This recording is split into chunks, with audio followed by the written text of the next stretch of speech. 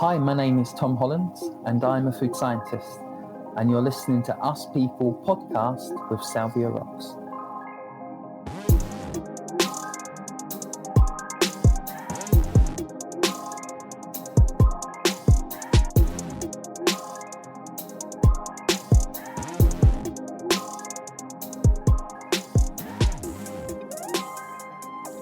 Hey guys, and welcome to another episode of the Us People podcast.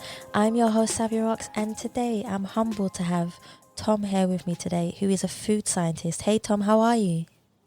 Hello, I'm good, thank you. How are you, Savia? Yeah, I'm not too bad, thank you. Thank you so much for coming on the Us People podcast.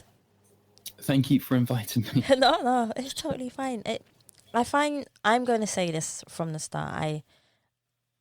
I find this podcast to be, even before we started, an inspirational one because people don't know. Obviously, the listeners don't know what we've spoken about before I've pressed record. But I can say to them that Tom has been through an exceptional amount of things, and he has still managed to push himself through to do things. And I just want the listeners to know that when you're listening to this podcast, I hope for you all that you feel inspired, and it does something for you the same way when I found Tom and he agreed to do this podcast, like he has done something for me. So yeah. So Tom, my first question for you is, let's talk a little bit about your upbringing and where you were born. Tell me a little bit about how your family were towards you and how that influenced you to become a food scientist. Okay. I was born in Sidcup in Kent in 1982. I have four brothers and sisters. I'm the second eldest, and I grew up in a very small little house. Moved a couple of times around Dartford and Crayford, and went to school around those areas and grew up generally in that area. My family are and still are amazing. They have been very supportive, very encouraging me from a young age. My dad was a science teacher and then a systems designer, and my mum was an art teacher and now a hairdresser as well, although close to retiring. And they were both myself and the rest of my siblings, they encouraged us. They said, you can do and be whatever you want to be as long as you're happy. You can be sweeping the streets, yeah, and picking up rubbish. As long as you're happy, that is the most important thing, and we will support you in whatever you want to do. I love that. It's so nice to have a family who support you and are behind you. Where did you start to realize that being a food scientist was something that you wanted to do? And also, when did you realize that you were different, and that, because you faced so many challenges within yourself, how did you overcome those challenges, and what did you do to overcome them? I've loved food, and not just the eating side of it, which I'm sure lots of people enjoy doing. Yeah. But I enjoyed making food since a very young age. The first thing I can remember doing, I probably a little bit older than 2, and I was trying to make a cup of tea for my mum using hot water from the tap and a tea bag. Aww. And probably half a pint of milk as well at the same time. My first true lesson in organoleptics and quality control. But my parents persevered. They let me run riot in the kitchen whenever I wanted to. Any interests that I have a very strong love of science as well, and trying to understand how things work and how things put together has fascinated me since I can remember. And I have quite a diverse interest-based, and food science encompasses a great deal of that. When did I realize that I was different? I just for the listeners, I have dyslexia. I also have a diagnosis of autism as well, and I suppose from a young age I always got along with people that are far older than myself, especially adults. All my friends are older than me as well. I found people my same age to be, I say, immature, but I couldn't get along very well with them. My parents, I think they knew that I was, I say, a little bit special. I didn't start talking until I was 6. I had to have speech therapy. I had also, I was functionally deaf. I had problems with my ears as well. And because I couldn't communicate very well, I think people outside of my family who didn't believe in me probably thought I was a little bit stupid. My brother often had to translate what I was saying, my advocate or so, and that was hard growing up. But my family were there to support, especially when it comes to reading. I was fortunate that both my parents were teachers, because they taught me how to read, taught me how to draw, taught me how to speak to a degree with the speech therapy that I had as well. But I suppose the biggest thing is they were patient and they believed in me, and they still believe in me. That's what I love. It's nice to have. It's nice to hear you say that you have parents who support you, because a lot of people don't. And it's regardless of who you are, what you're going through in your life, your parents were there to support you. I know you spoke a little bit about your dyslexia, which we both have something in common, because I'm dyslexic too.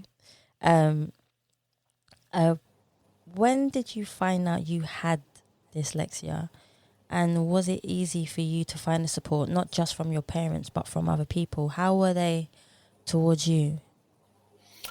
I found out I had dyslexia in the second year at university. Okay. It went undetected for a very long time.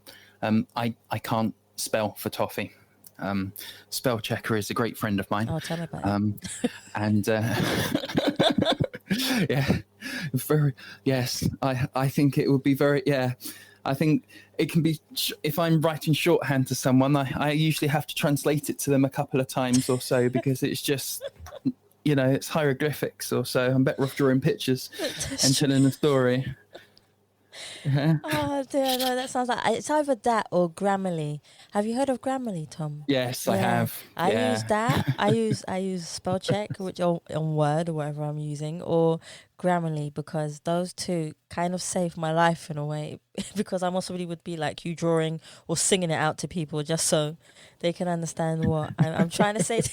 I'm trying to say to them. So no, I totally understand it from that point of view. We also have something else in common. And that is the fact that I have a brother who has autism, and you have a daughter who has autism. And how is it for you bringing up your daughter, and what advice would you give to parents who have a son or daughter or a family member who have autism? Because we all know how hard it can be. What methods do you use to help your daughter and also help yourself in the process of her autism? Yeah, I think it's a good question, and I can't probably fully answer it now. Mm-hmm. Probably could do in 50 years' time, but I'll do the best that I can where we are at the moment. Of course. It does have its challenges. My daughter is non-verbal. She needs a lot of support.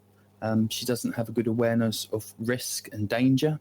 So we have to help keep her safe as much as possible. My wife is an absolute star. We both are a team, and we take every single day as it comes. Yeah, looking after someone who needs a lot of additional support is tiring. It takes it out of you. It's a constant battle, but we wouldn't have it any other way. Yeah. Because actually, watching her develop, watching her try to say a phonic, or watching her on the iPad where she's mastered PECs, and actually she can use search engines, and she can search and she can spell and she can read. Oh my she gosh. just can't talk. Yeah. And autism is imbalanced ability. That means in some areas you can excel and you can be very strong, and in other areas you can be very weak. And so you believe that everyone has a place in this world to do something. and you just have to find your talent, what you're good at, what you can dream night and day about doing, and you run with it. And if you've got people behind you to help support you in your journey, and you help support them as well, then you will get somewhere. And yes, we may struggle, but we will persevere. We'll carry on helping, supporting Sophie to move forward. And with time, I'm sure that she will be able to hopefully get some sense of independence or so, and she can carry on living her life, and more importantly, be happy, because we're happy. Yeah, it's hard, but we are happy. And being autistic myself, and the troubles and tribulations that brings, but also some of the strengths that it brings as well, helps me understand where she's coming from. Yeah. Especially if she's non-verbal, and I was non-verbal, having the patience there, and just helping her, and also trying to explain to other people as well, because most people that I meet, they don't really understand. But if they take time and they want to listen, they want to understand, then I think that helps. And just a little bit of helping people to understand, or educating them with patience and understanding, it's probably very good for everyone. I read something a while ago saying that disability is not down to the person, it's down to the society which they live in. For example, if we all lived in wheelchairs, and everything would have slopes and the ceilings would be narrow, and yet anyone that could stand up and walk around normally, they'd be disadvantaged. Yes, that's true. Yeah. See, there's another way to look at it. I love that. I love that. So it's just a little bit understanding. I'm trying to do what my parents done for me, for my children. That's nice. Set a good example. You've achieved so much in your life, and you've had so much go on in your life. What keeps you going and keeps you pushing, so that you can push yourself every day, no matter what happens to you? What keeps you going on, Tom? And what keeps you to say, yes, this is what I love, this is what I'm doing, food science is what I love doing, and amongst other things that you love doing? What keeps you going? You see, I sometimes think and ponder on some of the deeper questions, which I'm sure everyone else does. Why are we here? Is there a my dad passed away when I was, when Dad was quite young. Is there something that comes after this? Of course, as a scientist, founded on logic and that, these type of questions can be hard in some respects, but also very interesting in others. And I think having pondered and reflected on some of these things, I think ultimately it boils down to, we're only here for a very short, finite period of time. Yep. And time marches on very, very quickly. And if I can help make even such a very, very small positive impact in a very small way before I journey onwards, then it would have been worth it. Yeah. And if I can make the world a little bit more of a better place, and if I can inspire and help other people to do what they're good at, and help the world make that much a better place for them as well, and we've all done that together, then I think generally the world will be a much better place, and we can realize more of those dreams, because we make our reality. It is our decisions that create the world. True. It is no third person or so directing it. It is us and our decisions, and therefore we, as a people, we can change that.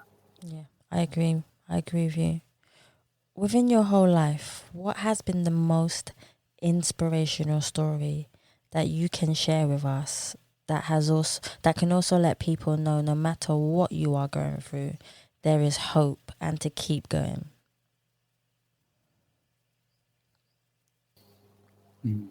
It's a hard one. It is a hard one, because I think you need in different types of inspiration at different parts of your life. Yeah. To inspire you in different things.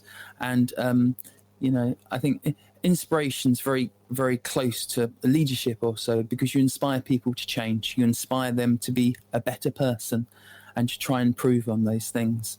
Understanding where your strengths are and where you're good at, and actually also where your weaknesses are, and understanding, also accepting them as well. I I think I have a mentor. I've had the mentor for a number of years, and they've been very supportive, especially helping me navigate some of the social problems related to being autistic.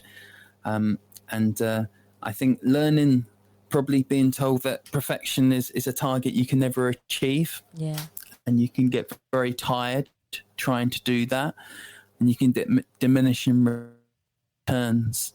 So, knowing when something is just right, so you can move on, rather than constantly churning yourself away and tiring and burning yourself down.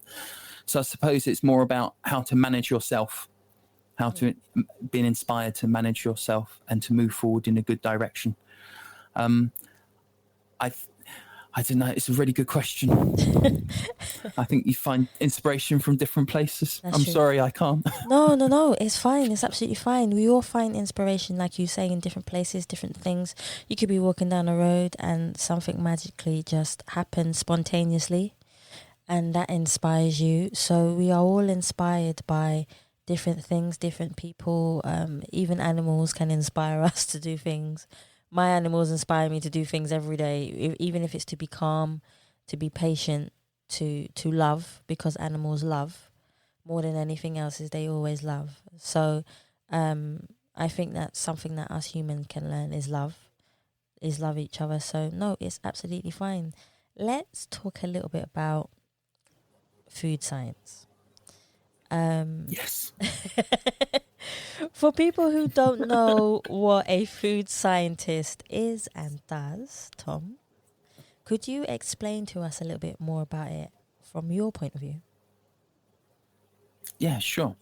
So food science is a very broad term that encompasses a lot of different sub-sciences, such as microbiology, looking at different bugs and bacteria and how they grow, how to produce food safely, the nutritional components of food that we consume, how to produce food sustainably, how to produce food to a specification, how to develop new types of food technology. Food technology is the application of food science. Yeah, okay. It's a good way of looking at it. So when you go and look at your tin of baked beans in the cupboard, that's a canned product, and that uses food science and technology. Yeah, and it's everywhere. And I think the thing that is really fun and interesting about food is everyone's got an opinion. Yeah. Everyone has some sort of interest in food, and you can have a conversation with anyone about food. From the people that follow vegan diets, the people that have halal diets, the people who have very restricted diets, the people who have different types of allergies, the people who want to have a very clean diet. There are lots and lots of different things, and you can always find something to talk about with someone relating to food. So it's always been a way into a conversation for me, almost a default position. You ask about the weather, I ask about food. Yeah, no, that's fair enough. But here's a funny question for you, Tom. Since you are a scientist within food, what food do you actually eat? I try to eat a reasonably balanced diet. So trying to eat 5 portions of fruit and veg when you can. Yep. I don't eat red meat. Okay, same. I choose not to. Yep. I eat poultry and fish. Nuts are great, like nuts, very good for you as well. And I slip. My weakness is crisps. I do like a packet of salt and vinegar crisps. If you put a bit of Pringles on the table, they disappear quite quickly. I'm not sure if I should say that, product placement, but yeah. So that's my weakness. Sorry. I like that. You literally said everything that I do as well, because I don't eat red meat. I only eat fish or chicken, and my weakness is crisps. must be something with something in the water. Yeah, most definitely. So I was like, oh my gosh, you just said literally everything that I do. But a lot of my work is focused around sustainability. Yeah. So some of the awards which I've won, either personally or helped deliver, also have been around developing more sustainable ways of producing food and supplying food, and trying to reduce the amount of food waste that gets produced during processing Yeah. and things like that. Couple the bits and pieces being on TV or so. I think maybe talk about that later. Yeah. And I think for me, science, it's the food science is so complex, and my love is I love systems. I love understanding how everything works together. Yeah. And then when I understand how things work together, and that's when the inspiration or new ideas come, and you can start innovating. What happens if we do this? What happens if we do that? You know, a continuous curiosity. How does this work, and how can I make it better? Not only for myself, not only for the business, but for as many different stakeholders as possible. And I love doing that, and I can dream about new ways of doing things, introduce new ideas and new types of concepts as well. And it's very broad. So very recently, you may have seen last year in the news, there was a food poisoning outbreak in hospitals involving sandwiches and listeriosis, Wow. and a number of people died.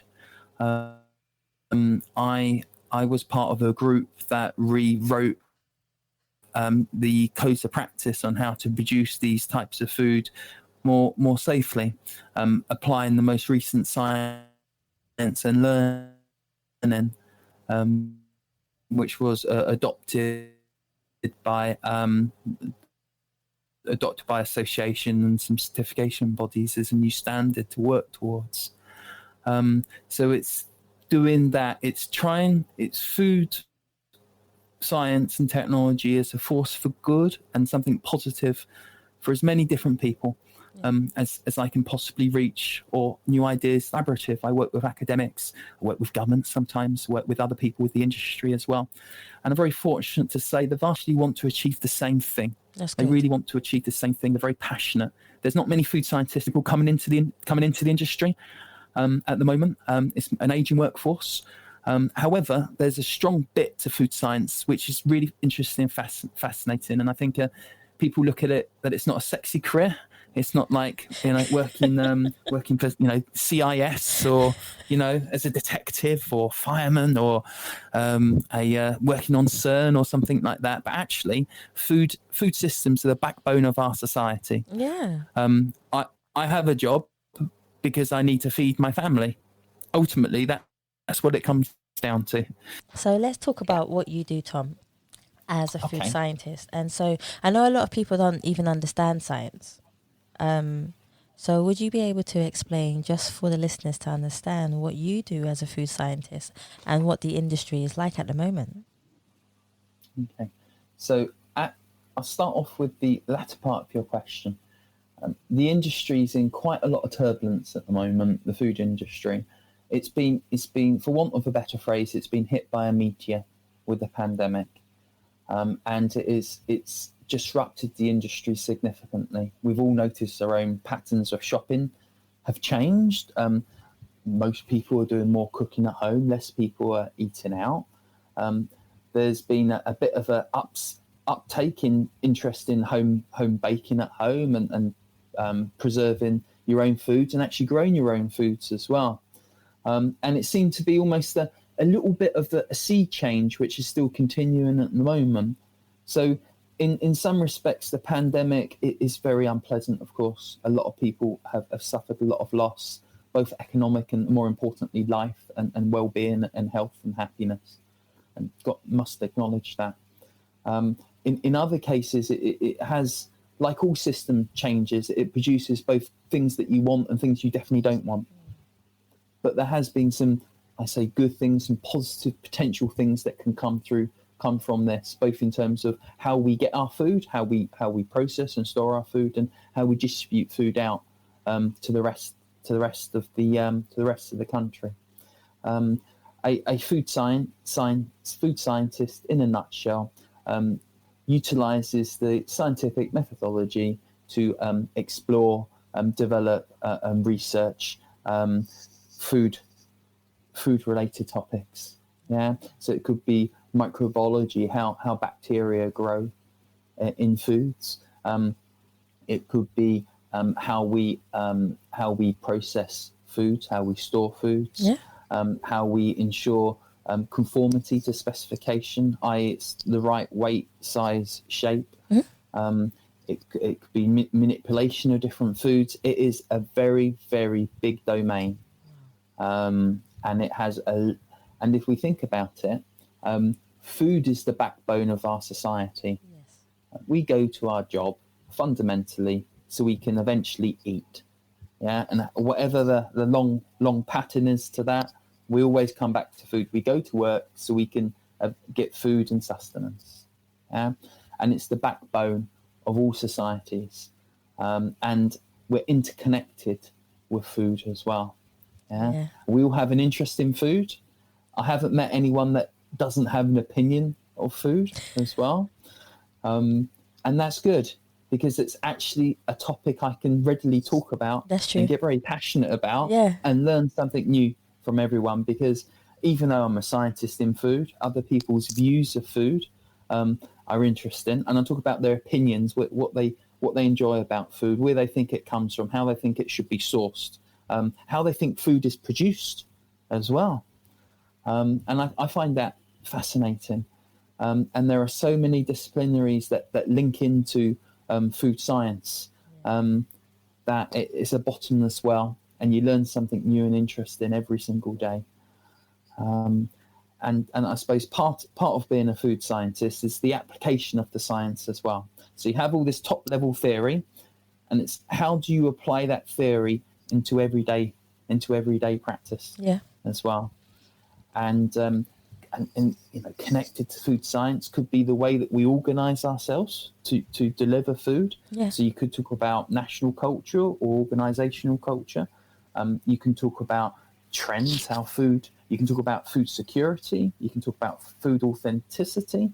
Is the food label on your tin of tinned fruit describe exactly what is in your tin of tinned fruit? Is the salmon, the wild salmon you bought from the supermarket, is that from the sea, or is it being farmed and just being coloured or so? These type of food fraud definitely does happen. It's happened throughout the centuries.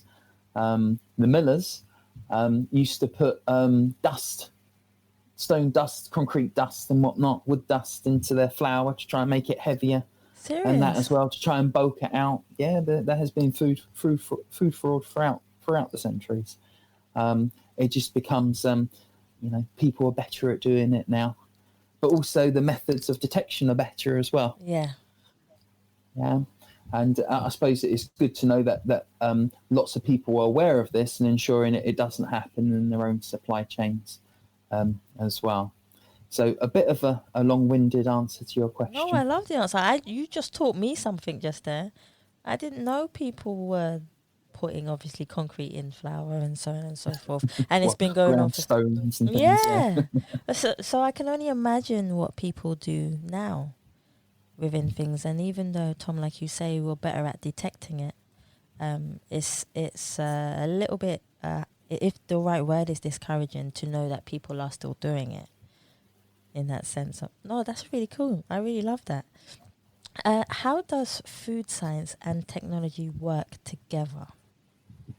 Okay. So simply, food technology is the application of food science. Yeah. So if I give you a very, very simple example, we know that bacteria need certain conditions to grow and thrive, and some bacteria is good and some bacteria isn't very good. We know that about bacteria. We know that temperature is a key part of bacteria. The higher the level, the higher the temperature is, the more quicker the bacteria can multiply and grow. So that's what the science says. The application of that knowledge is refrigeration. Yeah, we bring the temperature down and the bugs grow more slowly. Yeah. And that's a very simple way of looking at it. It's a beautiful combination because the food technology can only be founded on good science. Yeah. It's the application of science in the modern world. Oh, wow. Okay. Right. I'm going to keep that in my head. Talk to me about the Channel 4 documentary now, because I remember the Food Unwrapped. How did this all happen? Just for our listeners to understand a bit more about it. Sure. So back in 2009, when I first started working for the business I do, which is, I'm not sure if I've mentioned it before, but that's a business called Rainer Foods. It's a medium-sized business, and we produce a range of ready-to-eat foods, sandwiches, salad, wraps and rolls that go into public and private sectors like schools, colleges, hospitals on one side, and other side garage forecourts, coffee shops, events, museums, quite a few famous customers in central London and places like that. We used to, have supplied the House of Commons and House of Lords and whatnot as well. And the business is, a lot of the business is really focused on sustainable food production. A lot of the innovation and a lot of the awards the business has won has been about trying to mitigate its impact on the environment.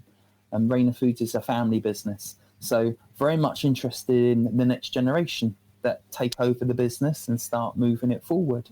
Yeah, and so there has to be something to inherit, not only in terms of the business, but also in the environment as well. And so sustainability is not just lip service, it's something that everyone really truly believes in and wants to do a better thing. So with that in mind, a number of years ago, one of the biggest complaints in sandwiches was soggy sandwiches. Yes. Nobody likes a soggy sandwich. Yeah. Most of the time, this happened during the winter months. And this happens because a lot of our tomatoes get grown in Spain, out of season as well. And they get transported over, and they're almost mini water balloons or so. So if you imagine when you cut open a tomato, the insides fall out, or the seeds fall out, it's a bit of a mess. Now imagine all that going into your sandwich. Yeah, it's really unpleasant. Yeah, and it was by far and away the most common complaint that the business had. And we'd put the sliced tomatoes on drainers for a couple of hours before you use them. Yeah, we'd try and secure the best standard tomato, and we'd have a number of growers or so that would supply us. But regardless, you can't get away from a tomato being the type of tomato that makes your sandwich soggy. And at the time I was the technical manager for the business, and it soaked up a significant proportion of my time. The business was good in some respects because it actually retained a lot of customer complaint data going years and years back. It's been around for over 32 years. So there was a lot of data there to look at. And so I crunched a lot of that data, and it was very clear and very obvious that once you started going into the detail, the tomatoes were the cause of the problem. And so there was a number of things you could do. So I mentioned the strainers to remove some of the moisture. Another thing you could do is you put butter and margarine on the insides of the bread. And we know that fat and water don't mix. And so the water doesn't go into the inside of the bread, but eventually it creeps around the outside into the crust. And you get a soggy crust, which is equally as unpleasant as you would do the middle bread. So there wasn't a really good way you can solve this. Anyway, it just so happened at the time that we came across a type of tomato that had been grown and hybridized in Holland called an intense tomato. And these intense tomatoes were developed for pizza production. Now, before I started before I started working at Rainer Foods, I used to be a restaurant manager, and before that a restaurant supervisor and team leader in Domino's, Pizza Hut, Perfect Pizza, Papa John's. I've gone through, and I was there for a number of years in different places, and so I was very familiar with the impact that tomatoes have on pizza, because you have soggy tomatoes on pizza, you get it very doughy and it doesn't rise up, and you get soggy bread again, or soggy dough. Very unpleasant as well. So realised straight away that this tomato they'd developed called the intense tomato had very, very strong cell walls. So it didn't leach any water. You could slice it in half, you can put it on the drainer, and you get less than half a gram of water that will come through. Whether if I put if I put the standard tomatoes in a drainer, you could lose up to 10 to 20% of its weight in water. So not only did it waste a lot, because this is flavored water, it's got trace vitamins and minerals in it as well, and it's all being drained off as well. It will create quality problems as well. Sometimes they're artificially ripened, so you get that green effect in the middle. Yeah. And basically it's very poor. But this new intense tomato wasn't. It had a very intense red colour, which is how it's got its name. It had very, very strong cell walls, and also it's a plum tomato. Okay. So the shape is important, because the plum is oblong, which means that when you slice off the sides and the ends, you have a very small amount of waste. But if you have a round tomato and you cut the ends off, you actually lose quite a bit of the tomato as well. So we organised for some of these tomatoes to come across. But what it turned out was the company that had developed this tomato develops the seeds. It doesn't actually grow anything itself. And so we had to go and find some partners in Holland that could go and grow the tomatoes for us. Okay. And so we organised for some of these tomatoes to be delivered in. We've done a number of testing, and they were hands down just superior to normal tomatoes in every sense of the word. They had a very red colour. They weren't green. We lost, rather than wasting 1 in every 4 tomatoes, if we include the cutting off the sides and the amount of water that's wasted, we ended up wasting 1 in every 24, which is a significant amount of waste that's not going in the bin, that's going into food. It had a lovely tomato. I don't like tomatoes myself. I like cooked tomatoes, don't like raw tomatoes. Oh, the irony. Yeah. And so I didn't like the product testing side of it. I can imagine. I persevered. I tried. Yeah. And so it had very strong cell walls, a beautiful colour, much less waste, and that. By buying directly from a grower, it was actually the same price we were buying for normal tomatoes as well. Yeah. And for all these benefits, it was a no-brainer. And when we finished the testing, the yields were fantastic. The picture on the how it looks, the aesthetics on the shelf, how the product looks in the pack was absolutely fantastic. All the organoleptics, all the taste testing was equally very good as well. And suddenly, we eliminated soggy sandwich complaints overnight. See. Yeah, we have never had a soggy sandwich complaint since late 2009, 2010. Wow, that's a long time. The business won some awards. We won the British Sandwich Association Manufacturer of the Year, beating some very, very big players at the time. We made the newspapers, and then we got contacted by Food Unwrapped, which is a Channel 4 documentary, and they wanted to know how you stop sandwiches going soggy. And so we had a beautiful tale to tell. Yeah. And so we invited them over. I was asked if I would head up and be interviewed and take the scouts through the planning or the recce, what the factory looks like, how the technology, the different tests and things that we've done. And then the Channel 4 documentary from Food Unwrapped came on air, and that was great. My mum was very proud. And it was good. We put ourselves out there. We demonstrated that actually we are a very innovative company who really wants to do sustainability properly. Yeah. And we demonstrated that through some innovations, it doesn't only provide you one benefit, it provides you lots of benefits, both for the environment, both for the business, both for the people, both for the customer. It's a win-win-win-win-win all the way across. And we use that type of thinking to start developing other innovations the business has done as well. Yeah. So another story to tell, and it is also about salad. After we looked at tomatoes, the next biggest problem we had was iceberg lettuce. Ooh. Now, you may not know it, but it takes 16 knife blows to prepare an iceberg lettuce to be the right size to go onto a sandwich. I'm going to try that today, Tom. Okay, try it 16 knife blows to get the right size. Okay. The iceberg lettuce goes brown very quickly, or called enzymic browning. Yep. So it doesn't last very long in the shelf life. You have a lot of, you have a big stalk in it, which even though after you prep it, you still get it. And these create something called goblin caves in the sandwich, where you just see a cavern or a gap in your sandwich, which doesn't look very pleasant as well. Iceberg lettuce, you can, if it's grown in a field, and it most often is, sometimes it has earwigs living inside it. So it's got pest problems as well. And yeah, it's a bit uninspiring, iceberg, generally. And so that after we solved the soggy sandwich complaint, the next biggest complaints we had was against iceberg lettuce. So the gauntlet was thrown down. Tom, you helped solve this. What are you going to do about this, please? So this was actually quite a different beast. Yeah.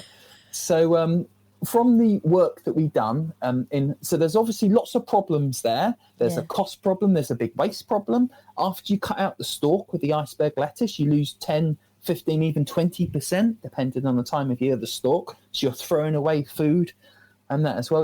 It's lots and lots of problems across a diverse set of areas and that. And so the first thing I thought, well, maybe we can just find a different lettuce that we can use. That would be the simplest way. So we contacted our growers in Holland who were supplying us the tomatoes. Yeah. And we said, we've got another project. Could you send me every single lettuce that you've got? Yeah. Which, with hindsight, was a really stupid request, because at the end of the week, I had a pallet of lettuce delivered to me, with probably easily over 50 types of different types of lettuce that this person had pulled. Yeah. Within 24 hours, even though we put it in the fridge, some of it had wilted, so the shelf life wasn't very good on it anyway. And there were lots of different types and flavors and tastes. Some tasted of mustard, some was very similar to iceberg, some was oblong, some were lovely emerald green, some had very strange aftertastes. Yeah, some was incredibly expensive. There were lots of them, and we done our best to start tasting them, but we never got through all of them. Yeah, we couldn't put them into enough product to taste, and you can only eat so much lettuce in a day. That's true. Yeah, trust me. And so instead, it was like, okay, rather than looking at the product, why don't we look at the different things that we want our lettuce to be? So the oblong lettuce was great because it was oblong, like the intense tomatoes, and you only needed to cut it twice. So to cut it in half, and then you cut the stalk off. The stalk's a very small thing, which is around 5 to 7% of the total weight. Very small, sometimes even less than 3, depending on the size of the head. So rather than 16 knife blows, I only needed 2, which is, if you think about it, a significant saving when people are manually cutting icebergs with knives. Yeah. It speeds things up a lot quicker. And we like some of the the very emerald green taste. We actually wanted a very mild taste because it's the visual, the emerald green that you want to have in your product. You want a little bit of lettuce flavor. You don't want it to be overpowering as well. And so we basically picked and chose different attributes from different lettuces. We sent them back to the grower, and we said, this is what we want. And he said, oh, that's lovely. Okay, let me see. So he sent us back some other ice. Anyway, what eventually happened is we had a lettuce hybridized for us that had never been grown anywhere in the world before. Oh, wow. Yeah. In fact, it had never been used. It had never been grown anywhere in Europe or the world. It was a type of lettuce, and it didn't actually have a name. It had a number. A number? It had a serial number.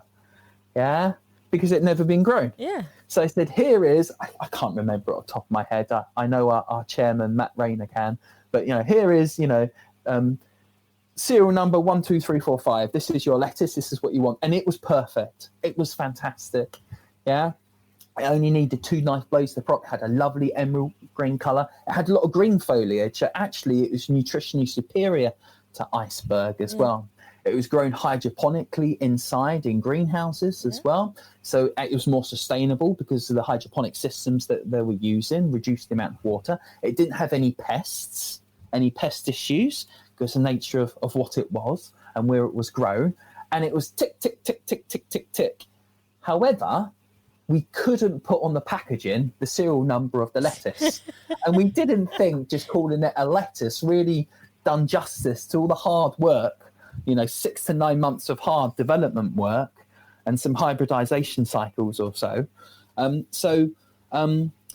But it just so happened that our sales director, Heather Rayner, her first daughter was born around the same time.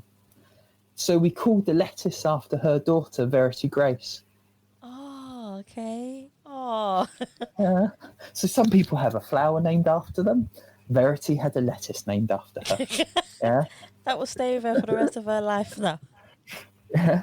But it's another demonstration that when we saw a problem, we looked at how, it's not actually one problem, it's a problem across lots and lots of different things. It's system problems like we spoke about before. Yeah. And so we're trying to apply almost system solutions to it as well, to try and eliminate a lot of the quality problems, a lot of the operational problems, a lot of the food safety problems that were associated with using iceberg lettuce.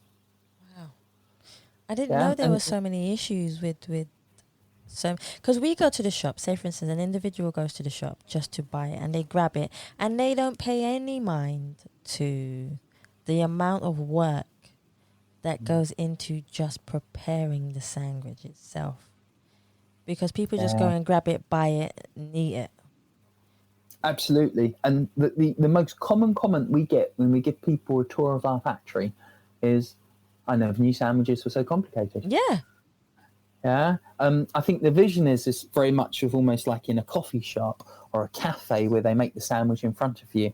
And I don't know if people have images of just lots and lots of tables throughout the whole factory with people with a loaf of bread and some toppings on the side, and they're just making sandwiches and cutting them and putting into wedges. That was old school. That did very much happen, but that does not happen anymore. Yeah, we have things like sonic cutters. Yeah. So all our sandwiches are cut by sound. Yeah, as opposed by cut by knives. We have this solid titanium blade that vibrates exceptionally quickly and it forces a millimeter sonic edge in front of the titanium blade. So as the sandwiches pass through in the conveyor belt, they get cut beautifully in half. Because when you buy a sandwich from the shop, you're actually buying two halves of two different sandwiches, because the sandwiches get stacked up in doubles and they get cut at once that go through the equipment, and so you have two halves that go into a wedge rather than one whole sandwich that goes into it, if that makes sense. Yeah, it does make sense. Yeah. So we've got technology like this which we use, so we're not completely in the dark ages or so, but the image that people have in their head, it's understandable, because when you go at home you make your sandwich. Before you go to work, you make your packed lunch. And you think, this is the way that everyone makes sandwiches. But no, on an industrial scale, we're producing between 60 to 70,000 sandwiches a day. It's a very, very, very different beast. Yeah, totally. I never realized it was that complicated. I knew there was obviously some science in the background of it, because I've always loved science myself. But I didn't realize how extreme it was. Making a sandwich, making a pizza. Well, sandwiches, by their very nature, they're not cooked. Now, you do have hot eats, but most sandwiches are chilled.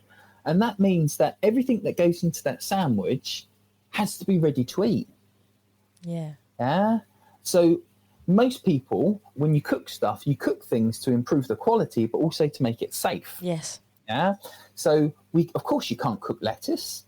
You can't cook other salad ingredients, and that is the nature. They're supposed to be cold and go into a sandwich, But because they get grown outside in a field or even hydroponically in other places, there is a risk, although it's small, that they can pick up nasty bacteria, So sandwiches are classed as, they refer to as a high-risk food or a high-care food, where you have to take a lot of additional measures to ensure the food is safe because it's not being cooked, So because we supply a lot of NHS trusts around the UK, we supply a lot of the hospitals. If you stay in hospital, you would have eaten one of our sandwiches, definitely in the southeast, and now more so in the north of the country as well.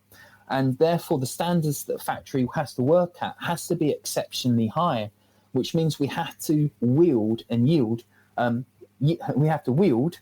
deploy and apply a lot of science, a lot of food safety science to the foods that we do, because we're supplying some of the most immunocompromised and some of the most vulnerable people in our society.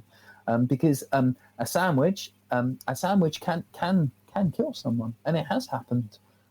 Last year, there was a business called the Good Food Chain, and although we're waiting for the investigation to come out, they were implicated in a listeriosis outbreak, which a number of people died from as well. And they died from something called listeria. And listeria is a Listeria monocytogenes is pathogenic, and it's everywhere in the environment.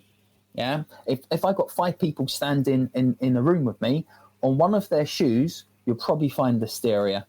It loves the cold. It loves damp. It likes lots of moisture, and it can grow. It can grow in cold temperatures. Unlike most other bugs, it can grow in your fridge slowly, but it can still grow.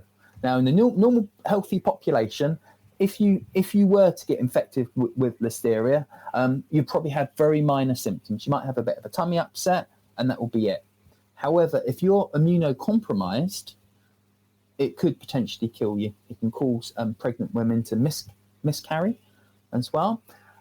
People that are undergoing cancer therapy or suffer from HIV or immunocompromised in other areas, or just generally sick, then it can, in some cases, it can kill people. In the UK, we have some of the lowest rates in Europe, yeah, but one death is one too many, yeah, and of course, for that to happen, there has to be a system breakdown in the food supply chain, yeah. So the temperatures have to be abused. When I mean the temperature abused, I mean rather than keep it nice and cold below 5 degrees Celsius, it's left out the fridge for 8 hours, for example, in the middle of the summer day, and that. So it's just about handling the food properly, processing the food safely, and then distributing it and giving it to the consumer safely as well. But it's because of those risks, even though they're very, very small, it's about controlling it and mitigating the risk ongoing, and that's a key part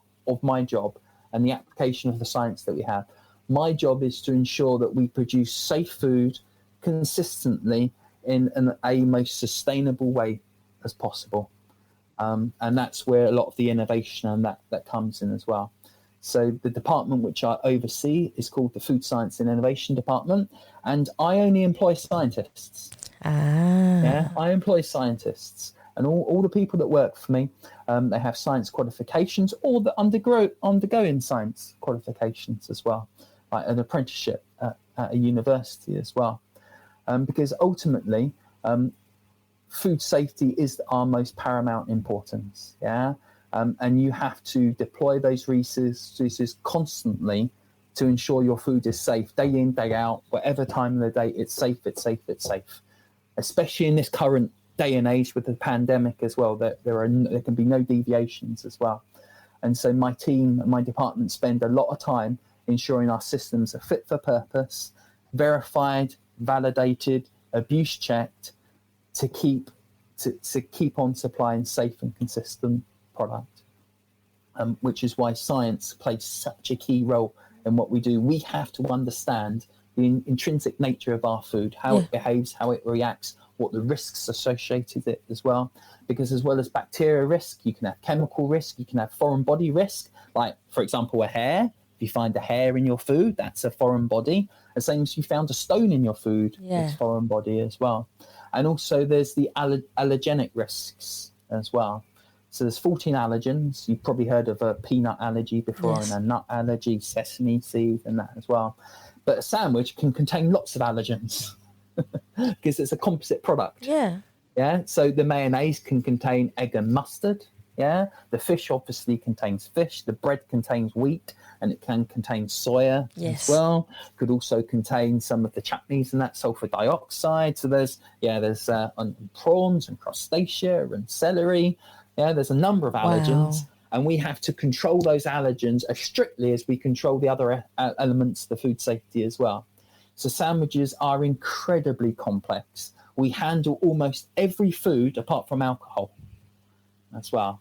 We did once develop a sandwich where we soaked raisins and sultanas in Baileys overnight to put with cream cheese and mint, because we just wanted to see if it was possible to And how did that turn out?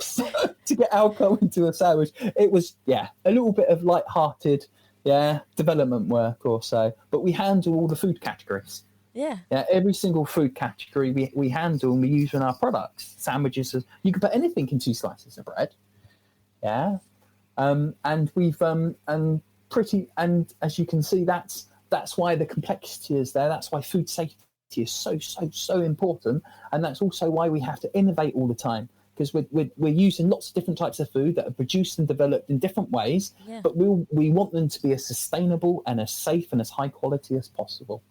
And so it is a constant battle. It's a constant challenge, but it's fun. As you can see, I'm very animated. No, I love it. I love it. Enjoy. I love it, Tom. That's perfect. Okay, let's talk about education, okay, when it comes to being a scientist, because I believe that's a really important part. Because obviously you're obviously dealing with food and the background of food and how important it is for you to be able to do that. But is being a scientist in education expensive?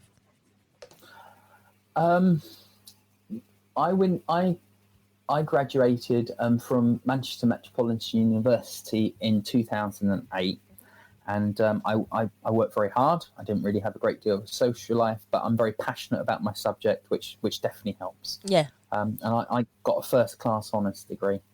At the moment, I'm mentoring a lady, and she as an apprentice, although she's worked in the business for a number of years, and she does have a qualification in science, but she doesn't have a food science qualification. But the apprenticeship she goes through allows her to work, earn her full salary, but also use her work to help get her degree. That is very different from when I went to uni. Yeah. Okay. And I think it's easier now to get a good qualification, a degree, and work full time without any of the debt. Because I came away with a lot of debt. I had to. My parents weren't able to support me. I had to support myself as well. So I lived on my student loan and my overdraft, and maybe my credit card in the first year. Try to. I like the way you ripped through one and then the other. I'm sure I wasn't the only one. No, you wasn't. Definitely not. But I spent the last 2 years trying to pay it off, and then I paid off all my non-student loan debt within 6 months of starting my full-time job, and that as well. And I wanted to get rid of all that, that was hanging over my head. It is possible now that you can take the classic academic university route, or you can learn on the job and still get a degree in full-time without any of the debt. So there are 2 paths opened. I'm not elitist, though. I have come across a number of people who are highly competent in their role in food science, and they don't have a food science degree. They have learnt on the job, and these people are very passionate. They want to progress, and they want to move forward, and they've developed a lot of knowledge over time. They've had training, and they have gone on training courses and that, but they've never gone down the full degree route as well. So it is very possible that you can have or not have an education, but it does take you longer, of course, if you don't have an education, because you need to build the groundwork in place as well. For me, personally, it's the attitude. If people want to learn, and they really want to learn, then most of the battle's done already. Then the challenge is on you to, I refer to it as the 3 E's. I say to all members of my team, new people and been there for a while, I won't expect you to do any task or activity unless you've been educated in it, you've been exposed to it, given a chance to do it, and you have experience of doing it over a period of time. Yeah. If I'm asking people to help support projects, then I want them to be comfortable and confident that they're okay doing it, rather than be pushed in a deep deep end without any help or support and just left to drown and then blamed if things don't go right. That is not the way things should be done at all. So just trying to help people. And education could be you sit down with them for half an hour, you just go through the basic bit, this is what it is and this is why we want to do it and this is how it works. Yeah. And so the 3 E's are really, really important as well. And it's one of the key bits of us when we look at training and things like that, that those 3 E's are in place as well. So if people's attitude are there and you follow the 3 model, then they will do well. And I mark my success if people can, if they do, when they leave the business, they actually go on and they take the next step up. Yeah, so they start off maybe as an assistant and they go on to be a manager, or they go on from a manager and become a head of department or something like that. But they can take the next step up on their career. And that's important because that shows that I've done my job. I've helped develop them and got them where they need to get. And it's, and a lot of my team have been with me for for quite a few years, which is absolutely fine. That's lovely. Yeah. But I always, encourage and, not that I want to get rid of them because they're great, but it's, I'm helping with building you up. So if you ever want to, you can. Yeah. And you'll get a smashing reference. Yeah. Because you've really, really earned your mustard when you've been here and you've made such a difference in the business that I only wish you the very, very best. We've had some success stories where a lady's come in. She had an economics degree. She didn't have any food science degree. And she worked in the department for a couple of years and she done really well. She applied herself. She constantly, okay, I need to learn more. How does this work? And after 2 years, she decided she'd go back with her family because she recently got married. And then she got a technical manager job back in her home country for more than what she was earning here, but much better than what she would have earned there. Yeah. And she's doing very well now. And this is her career and how and that was great. I think that was a big tick or so. Yeah, that somebody can take a step back up, go back home and actually have a really good standard of living and apply what they've learned. I'm very lucky. In the degree which I undertook, which I completed, I have easily used 95% of what I learned. Wow. Easily. Yeah, I've applied it in many different ways, shapes and forms. I've been very fortunate in that case. Even learning about the genetic modification. Obviously, we don't supply anything that's genetically modified into any of our customers and that, but just learn about that technology, how it works, what the risks that are involved, what the benefits that are involved, and even knowing about that gives you a type of confidence and knowledge that if people ask you questions, you can be confident in your response. I've always wanted to ask Tom, how dangerous is processed food? How does that all work? So when we say processed, it's a very, very broad term. That is true. Yes. Yeah. So if we think about butter, using milk and cream to get butter, that's a process. You can make butter yourself. Put some cream in a 2-litre empty water bottle and shake it for half an hour, and you'll have butter floating on the top. That's processed. Yeah.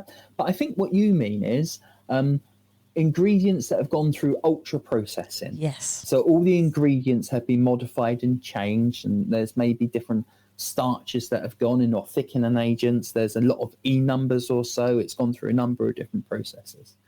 There has been some evidence to suggest that it may not be too good for you, but I would say that there's probably still a lot more work that needs to be done. Lifestyle is equally very, very important. True. Yeah. That's very true. And, food is, you are what you eat, I've heard. Yeah. Yeah, that's a very true statement. Yeah. And that's true as well. So it's, I think, as my grandfather said, everything in moderation, Tom. Yeah, everything Wise in words. moderation. Yeah. And maybe that's a way to look whilst the science is still to be decided. I think if I took a sustainability view, I'd probably say that ultra processing is very intensive in terms of resources. Yeah. And it's probably not very sustainable. Yeah. So in that respect, if we we are interconnected to our planet, we're all part of the same system. Yeah. Very, very complex, but we're all interlinked and interconnected to one another, and all the systems are. then perhaps trying to reduce the amount of resources generally in the food supply chain and reduce the amount of processing could probably be quite good. Okay. Yeah. For some things, for example, production of baby foods and other things like that, then, for safe reasons or for safety reasons, that they can undergo a lot of processing, or maybe foods that have been designed for special medical needs may require a lot of processing as well, because the nature of the consumer that are going to have it and what support and that they need, drinking things through a tube. Yeah. But, for the general population, I'd probably say there's more of a sustainability issue around them. Yeah. But yeah, everything in moderation is default position. No, that's definitely, those wise words from your grandfather, most definitely. Where do you see food going in the future, the technology? We spoke about technology before, but where do you see us as individuals and you as a scientist? How do you feel the process of technology within food will develop in the future? Well, this is very close to my heart, this subject, so thank you for asking. Definitely. We're in the fourth industrial revolution at the moment. Yeah, we are living in the digital age, and with the deployment of robotics, artificial intelligence, the Internet of Things, big data, the advent and deployment of genetic modification, blockchain, these are all incredibly exciting things that are happening in our lifetime now. And I believe our industry will be heavily disrupted by this new technology, and we're starting to see things now. So I mentioned in the earlier part of our interview about something called the bullwhip effect. Yes. Yeah. So the bullwhip effect generates a lot of waste in the world and also the UK. And very simply, just to remind everyone, the bullwhip effect is when the links in the supply chain, for example, the shop, they order 10% more, so they don't run out of potatoes. Yeah. And then their supplier has to order 10% as well. So they have a total of 20%. And then by the time it gets to the farmer has to grow 50% more potatoes so the shop does not run out. Yeah. But most of this gets wasted. It gets thrown in the bin. And it generates a lot of wasted money. It's a significant detrimental impact on our environment, the stuff we need to do with it. We've all spent a lot of time making sure that food is safe before it actually gets to the customer. So all that money, all those resources, all that energy is wasted and thrown in the bin, purely because, one, the left hand doesn't know the right hand is doing. And it's simply as down as that. There's no communication streams coming up. Now, one of the new technologies coming out is called blockchain, which you may have heard about. You probably heard about Bitcoin. Yes. You heard of Bitcoin? So this uses a blockchain, distributed ledger technology. And effectively what it allows you to do is to connect up different organizations to each other and share data. Okay. Yeah. And if you imagine a motorway, and on your motorway, you've got lots of cars. And these cars can represent different types of data going up and down the motorway. So the red cars could be talking about all the temperatures and making sure the temperatures are safe along the supply chain. Yeah. The blue cars could represent the money going up and down the supply chain as well. The orange cars could represent the different buying patterns. Yeah. And the different selling patterns that come up. So you imagine all these different cars running backwards and forwards, and each of the turn-off or each one of the nodes is an organization that either sends data onto the blockchain or takes data off the blockchain. And once you put data on the blockchain, you can't change it. It is there forever. Okay. So the thing about blockchain is it allows you to fuse or put different technologies in or connect different technologies onto this highway. Yeah, onto the motorway. So by doing that allows you to combine different benefits from the technology. So, for example, I could put an AI onto the blockchain to tell me if any temperatures go too high. And that could be temperatures at my suppliers, or it could also be temperatures at the customers. Yeah. And that will allow them to take actions to keep the food safe rather than throwing it in the bin after they found out about it, 6, 9 or hours later, or even a few days later, and that as well. It also allows you to share customer data and demand data.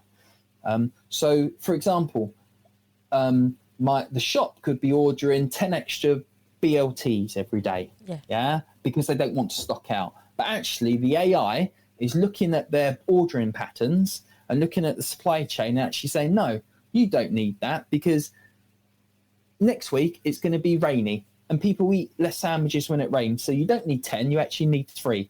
And it automatically updates the whole blockchain to say this customer needs 3 BLT, and it amends all the demand going back. And then you can put, as I mentioned, you can put the weather pattern data on your blockchain as well as your AIs as well, and to predict how much you're going to use backwards and forwards. Okay. Yeah, and that's just one tiny little example of how we could reduce the bullwhip effect going up and down the supply chain because we share information as well. Another impact it could have is it could allow you to receive money for your goods once a transaction's completed in a blockchain. So you don't have to wait 30 or 45 days to get paid. Yeah. And what happens if your customer doesn't pay you? There's a problem with the invoice, or the business goes down. You can then step over your blockchain to pick the money up directly from the customers that they're selling to, because you haven't got your money from the same raw materials as well. Okay. So you can do all these very fancy stuff on the blockchain, and that's being developed at the moment as well. And it basically allow lots of business, not only in the food industry but all manufacturing industries, to connect on this blockchain to share data, and it makes the data the data sharing equal. Yeah, and that's the key thing, because on the work that we've done, we looked at the vast majority of all the data we collect, and we're very, very, very happy to share the vast majority of it, because it's proven that we're making safe products, that the products are authentic, they're made to a good standard, they hit the right quality standards, and also shares the provenance. So it could be the customer could go in the shop, they pick up a sandwich, and they say, oh, where's the ham come from? They open their phone, they scan it, their phone accesses the blockchain, and it says, this ham came from Essex, from this farm, and from this corner of the field. That's amazing. And so it really gives ownership and sight and transparency all the way to the consumer, which will help them inform their choice. And then if you imagine you've got this beautiful highway, this blockchain with all this data going back, you can start building things on top of it as well. So, for example, it could actually tell you a true amount of how much CO2 went into producing that sandwich. And then that would allow you to compare and trust the supply chain so you can make better, sustainable choices. It will mean something, because you'll be able to compare and contrast it to other people, and it's automatically done on the system. When I want some information from my supplier, sometimes they don't have it and they have to go back to their suppliers. And sometimes their supplier doesn't have it and they have to go back to their supplier. So what happens is my one question could take up 9 hours of people's time across my supply chain before I get an answer. And that's 9 hours of cost incurred. It's 9 hours of energy and time and that trying to get this answer. On the blockchain, I can skip all that and I can go and get the information myself straight away. See? In about 5 minutes. So, rather than waiting 9. And so there's lots of things you can share. And once you got on it, you can't change it. So you can't alter it. Yeah. And one of the good things about blockchain is it allows the Internet of Things. So rather than people putting the information on, sensors and robots put the data on. And you can't change that. You can't alter that. So it's one truth. It's one version of the truth, which everyone can see from. And that will be in totality, all those different techs going into the blockchain, all these new digital technologies will be a game changer for the food industry. How accurate is it, Tom? It's as accurate as the sensors and the data that's captured. Okay. Yeah. So one of the examples which I gave from a food safety point of view is it will be able to monitor the temperatures of all the raw materials. So if we take ham, for example, once the ham is made, it's stored, it's delivered, it comes to our factory, we use it to make sandwiches, it goes to maybe a warehouse, from the warehouse it then goes into a van and it gets delivered at the hospital. Yeah. And that's called, and that temperature is called the chill chain. And it's basically how cold that ham was as it went through all those different stages and ended up in the sandwich on your plate. Yeah.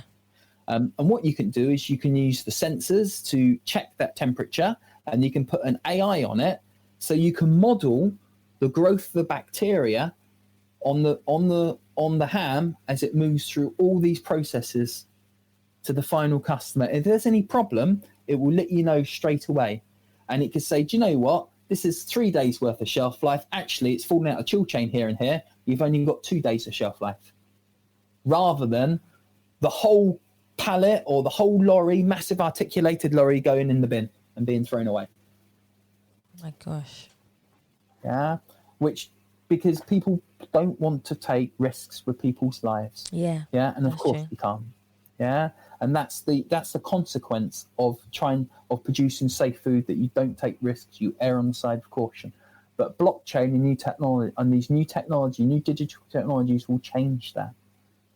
Yeah, so we're living incredibly interesting times at the moment in a positive way. Yeah. And some of this new technology, in combination with what's been happening with the pandemic, could open up a golden opportunity for us to do things differently, using technology to facilitate that. So it's really, really exciting. And there's lots of people who are thinking along these lines as well. And the more people that join this bandwagon and shout out for change and demand change, the better chance we have of securing that, because our world is burning at the moment. We do not have a lot of time to turn this around. Actually, it's in our generation, the future of our species stands. It's our choice now, this moment in time. Will we make the decisions? There is no time. There's only an eternal now. And if we don't make the right decisions now, this decade, within the next few years, there might not be a future later on. Yeah, I agree. There was a report that only came out yesterday saying that because of the increased heat waves and heat temperatures, there are some jobs in some countries which people cannot do because they fall over from heat exhaustion. It's true. This is happening now.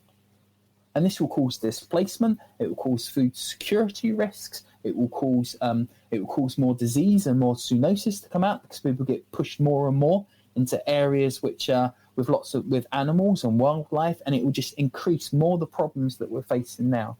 We must draw a line in the sand, and we have to move on together. Yeah, and it's our responsibility now. I hope people are listening to this, because it's so important for us to take heed of this. And I'm so glad to speak to Tom, because Tom has such a huge understanding of what's going on in the world when it comes to food, and I'm so glad to have him on the show. I have 2 more questions for you, Tom. And my question, this is for you to inspire younger scientists. What would you say to a younger scientist who wants to do what you're doing today? What would you say to them to help stop what's going on, but also improve it? Because we don't know if we're going to have a next generation if we don't ourselves do it. But for any other generation who wants to start doing this, what would you say to them to give them positivity and push them to do it? Believe in yourself. Yeah, you are the change agent. It rests on you, not anyone else. Shout. If you're not happy about it, shout. But don't shout criticism only. Shout what you do instead. What are you proposing to do differently? And persevere. Keep going. There's lots of people that believe in what you believe. Yeah. Find your allies. Yeah. Build your groups. Build your coalitions. Yeah. And it's not coalitions of the willing. It's coalitions of change. Yeah. So believe in what you'll do. Be passionate about what you want to do. Find like-minded professionals that want to achieve the things you do, and keep going and keep banging that drum. And don't be a hypocrite. Practice what you preach. I like that. Especially that last part. I like that. Tom, where can we find you on all your social medias? If anybody wants to get in contact with you, where can we find you? You can find me on LinkedIn. That's where I found Tom. Yes, you can find me on LinkedIn. I am on Facebook as well, but I can also drop you, or I can give you my email address. It's tom.hollands@sandwiches.uk.net. If you want to give me a call, if you want to bounce off a couple of ideas, very happy to speak to you. And I wish you all the very, very best in whatever you choose to do. Yeah, and know that you're not the only ones that want to promote positive change. There's a lot of us out there. Yeah, most definitely. Yeah, and we will become a cacophony, if not already. Yeah. Tom, I want to thank you so much for coming on the Yes People podcast. You've been a great guest, a patient one, and a very kind one too. Thank you for the invitation and for the opportunity. It's been really good speaking to you, and I wish you and the listeners the very best of luck, and please do take care. Thank you. Guys, thank you so much for listening to the Yes People podcast. And please remember, you can subscribe to Spotify, iTunes, Google Play, or any other platform that you prefer to listen to. Please also follow us on Facebook, Instagram, and Twitter. And you can also donate to the Yes People podcast so we can continue to speak to lovely, generous people like Tom with his knowledge. You can also do that through the Savia Rocks website, which is www.savia.rock. You can also do it through PayPal, which is paypal.me/uspeoplepodcast. Thank you for listening. Stay happy, stay positive, and as always, please continue to be kind to one another.